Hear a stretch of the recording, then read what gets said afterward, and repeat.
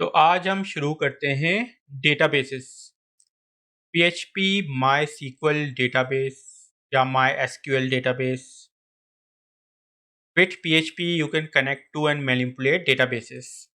MySQL is the most popular database system used with PHP.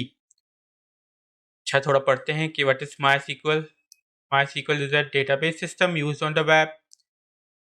It's a database system that runs on a server, is ideal for both small and large applications, is very fast, reliable and easy to use, uses standard SQL. SQL क्या होती है? SQL stands for Structured Query Language. Structured Query Language is a domain-specific language used to manage data, especially in a relational database management system.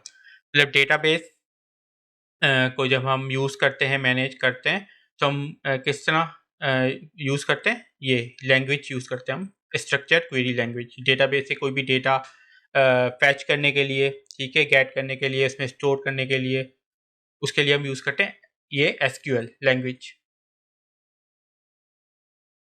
MySQL compiles on a number of platforms, is free to download and use, is developed, distributed and supported by Oracle Corporation.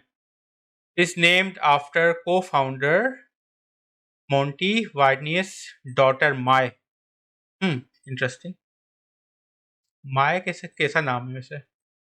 खैर, इसकी daughter है ना, हम क्यों परेशान हो रहे हैं? The data in a MySQL database are stored in tables. अच्छा, डेटाबेस अगर आपको मतलब कि पता नहीं है या कॉन्सेप्ट नहीं कि डेटाबेस क्या होती है, तो आप इस तरह समझ लें, एक कंपनी है, ठीक है, कंपनी में बल्कि यहाँ पे लिखा भी हुआ है databases are useful for storing information categorically. A company may have a database with the following tables.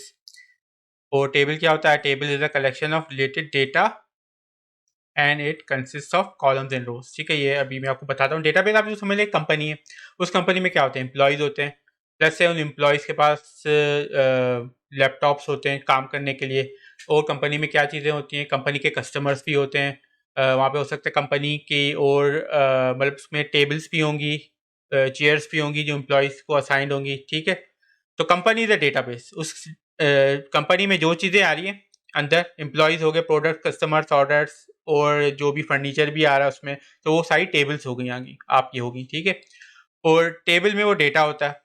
ठीक है, टेबल में डेटा किस तरह होता है कि जैसे कि एम्प्लॉयज़ की टेबल है, उसमें एम्प्लॉयज़ का डेटा होगा, उसमें उनके नाम होगा, उनका फ़ोन नंबर होगा, ईमेल एड्रेस होगा, यूज़र नेम पासवर्ड होगा। इस तरह प्रोडक्ट्स की अगर टेबल है कंपनी के डेटाबेस के अंदर, तो जिस प्रोडक्ट्स पे वो काम कर रहे हैं उन प्रोडक्ट्स की डिटेल्स होंगी, और अपने कस्टमर्स की डिटेल्स होंगी, और जो ऑर्डर्स प्लेस हुए हैं कंपनी को, ठीक है, तो उस ऑर्डर्स की डिटेल्स होंगी। ठीक है, तो a table is a collection of related data and it consist of columns and rows. Related data मतलब अगर एम्प्लॉयज़ की टेबल हो तो उसमें एम्प्लॉयज़ की इन्फॉर्मेशन होगी। ऐसा तो नहीं होगा ना कि एक टेबल में कुछ एम्प्लॉयज़ की इन्फॉर्मेशन आ रही है, कुछ प्रोडक्ट्स की इन्फॉर्मेशन आ रही है। तो एक टेबल में एक ही उस एंटिटी की इन्फॉर्मेशन होती है। एम्प्लॉयज़ की टेबल है तो एम्प्लॉयज़ की इन्फॉर्मेशन आ रही होगी।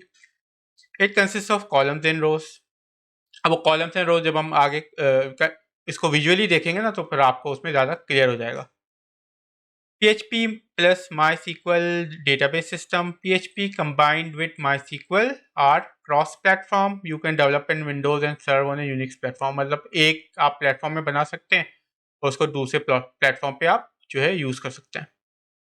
डेटाबेस क्वेरीज, ये अभी हमने क्वेरी देखा था कि ये लैंग्वेज होती है, हम यूज़ करते हैं डेटाबेसिस के साथ जो है मतलब डेटाबेसिस को यूज़ जो हम करते हैं, तो ये लैंग्वेज यूज़ करते हैं, स्ट्रक्चर्ड क्वेरी लैंग्वेज। तो क्वेरी क्या होती है? डेटाबेस क्वेरीज क्या होती है? Query is a question or a request.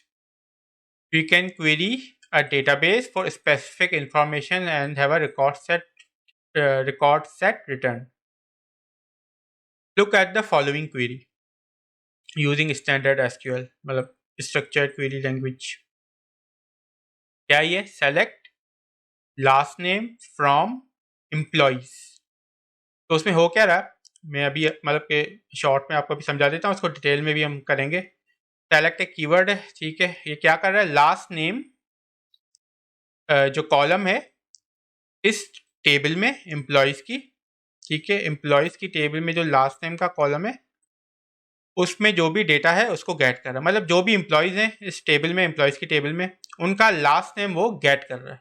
ठीक है, उनका लास्ट नेम वो हम मतलब जानना चाहते हैं कि लास्ट नेम सब एम्प्लॉयज़ का जो हमारी जो एम्प्लॉयज़ की टेबल में उनका लास्ट नेम क्या है। तो हम ये क्वेरी यूज़ करते हैं कि select last name from employees, बिल्कुल मतलब कि आप देखेंगे इंग्लिश जो होती है नॉर्मल उसी तरह ही हम क्वेरी लिखते हैं कि select last name from employees. तो एम्प्लॉयज़ की टेबल है, उसमें हम जो भी एम्प्लॉयज़ हैं उनके लास्ट नेम जो है हम गेट कर रहे हैं। ठीक है, the query above selects all the data in the last name column from the employees table. ठीक है, तो कॉलम लास्ट नेम हो गया और बहुत सारे एम्प्लॉयज़ होंगे ज़्यादा ज़ाहिर है। ठीक है, तो एक रो में एक एम्प्लॉय होगा, दूसरी रो में दूसरा एम्प्लॉय होगा, तीसरी रो में तीसरा एम्प्लॉय होगा, रोज़ इस तरह होती है ना। ठीक है, ये रो 1 हो गई, इसमें आपका जो है एम्प्लॉई है उसका फर्स्ट नेम लास्ट नेम है एक एम्प्लॉई का।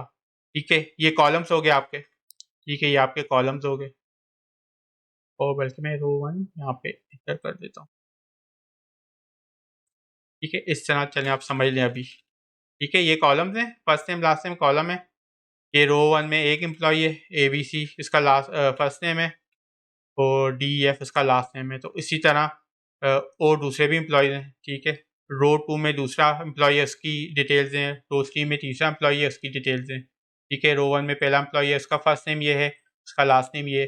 रो 2 में दूसरा एम्प्लॉई है उसका फर्स्ट नेम ये है, लास्ट नेम ये है और रो 3 में तीसरा एम्प्लॉई है उसका फर्स्ट नेम ये है और लास्ट नेम ये है। तो ये आपके जो कॉलम्स हैं, ये कॉलम्स हैं और ये आपकी रोज़ हैं। ठीक है, ये रो इस तरह होती है, कॉलम इस तरह होता है। The query above selects all the data in the last name column from the employees table. ठीक है, to learn more about SQL please visit our SQL tutorial। तो हम तो डायरेक्ट अभी PHP में ही करेंगे, अलग से इसको हम नहीं सीख रहे। If you don't have a PHP server with a MySQL database, you can download it for free here। हमारे पास ऑलरेडी है, ठीक है, XAMPP है। इसमें मैं अभी वेब सर्वर भी ऑन कर रहा हूँ और MySQL भी ऑन कर रहा हूँ। ठीक है, तो हमारे पास ऑलरेडी इंस्टॉल हुआ हुआ XAMPP है, तो हमें अलग से इंस्टॉल करने की ज़रूरत नहीं है। Facts about MySQL database. MySQL is the de facto standard database system for websites with huge volumes of both data and users like Facebook, Twitter, and Wikipedia. Another great thing about MySQL is that it can be scaled down to support embedded database applications। ये अभी आप छोड़ दें। Look at customers for an overview of companies using MySQL। ऐसे ही देख लेते हैं। ठीक है, कौन कौन सी कंपनीज यूज़ कर रही हैं भाई इसको। Uber है और कौन सी फेमस कोई कंपनी है। अच्छा, ये 3 ही नज़र आ रही है। नहीं, यहाँ पे भी है, पे है, स्क्वायर है, स्पॉटिफाई, BBC, यूट्यूब, फेसबुक भी है, गेटअप है और कौन सी कंपनी है इसमें। मोर पे भी क्लिक करें तो और भी आएंगी। ठीक है, तो ये सारी कंपनीज जो हैं वो MySQL यूज़ करती हैं। ठीक, तो ये हो गई इंट्रोडक्शन MySQL की। अब हम आते हैं नेक्स्ट ट्यूटोरियल में, वहाँ पे हम देखेंगे कि हम MySQL डेटाबेस किस तरह बनाते हैं और किस तरह उसको कनेक्ट करते हैं PHP के थ्रू।